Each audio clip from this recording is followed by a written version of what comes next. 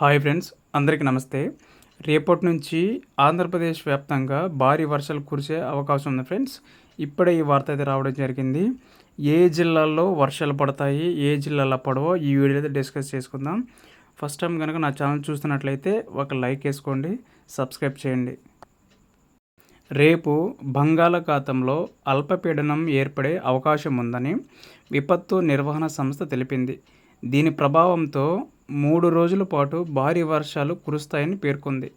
రేపు మాన్యం, అల్లూరి, ఏలూరు, కృష్ణా, గుంటూరు, బాపట్ల, ప్రకాశం, రాయలసీమలో భారీ వర్షాలు కురుస్తాయంది.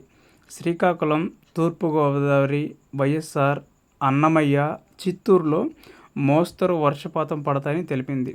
పిడుగులు పడే అవకాశం ఉన్నందున ప్రజలు అప్రమత్తంగా ఉండాలని సూచించింది. సో రేపటి నుంచి 3 రోజులైతే వర్షాలు పడతాయి ఫ్రెండ్స్. సో మీరందరూ జాగ్రత్తగా ఉండాలని చెప్పి మనవి. Thank you for watching.